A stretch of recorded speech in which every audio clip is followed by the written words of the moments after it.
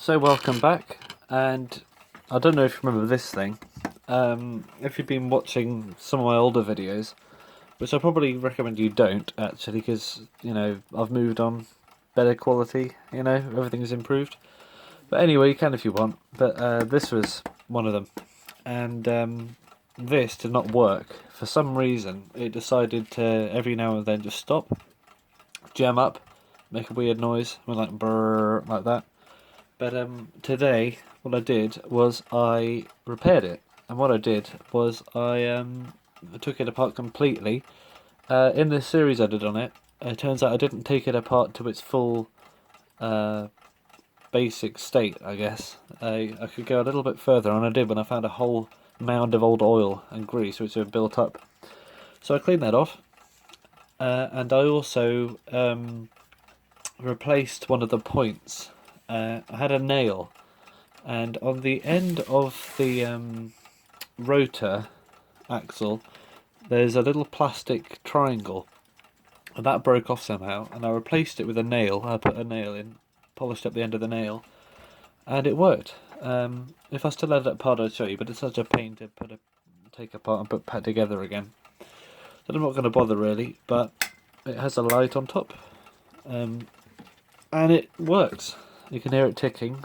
You might be able to hear it ticking. That thing's even louder in the background. I'll get to that in a second. But yeah, you can turn the ticking on and off.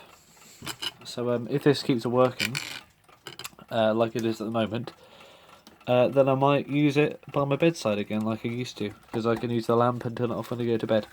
And an alarm clock as well. Multi-purpose. So yeah, it's a nice Bakelite type case.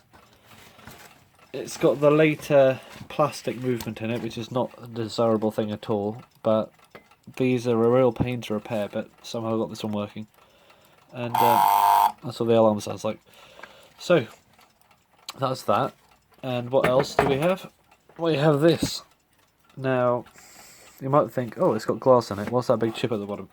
Well, first of all, I can't remember if I said about replacing the hands or not. Well, I did. This minute hand is made up of like an Art Deco kind of skeleton hand.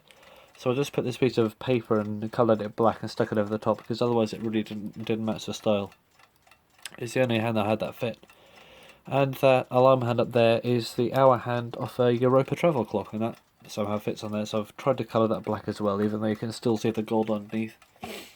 But yeah, I had a piece of glass lying around and thought, well, this is slightly too big. So what I did was I went around the edge with some pliers and nibbled bits off until it did fit. But at the bottom of this clock, there's a seam, and that stuck out on the inside. So I thought, oh, I need to accommodate for that. So what I did was I used a round file and I filed a notch into the glass, but it was still too small. So I pinched it again one last time with the pliers, and I think I bit off a bit more than I could chew, a bit too much far into this, and it made a crack. So yeah, I'll probably leave it as it is, because it's better than it was when I first had it. It had no glass at all and barely any hands, and it didn't work. This is better than nothing. So I've smoothed out the edges just to make sure it doesn't, get caught on anything. But yeah, this is it at the moment. I mean, the case is rusty, so it's not exactly, it doesn't require a perfect glass in it in order to make it complete. There's a lot more work that needs to be done to that, if it's worth it. I mean, these movements, it turns out, are in a lot of other things, particularly Art Deco wooden mantle clocks with alarms in. So if I come across one of those that doesn't work, I'll probably be using this as a donor at some point. But at the moment, it's a nice little red alarm clock, and I might use it because it's keeping time. So that's that. Thanks for watching. And that has been a little update on these.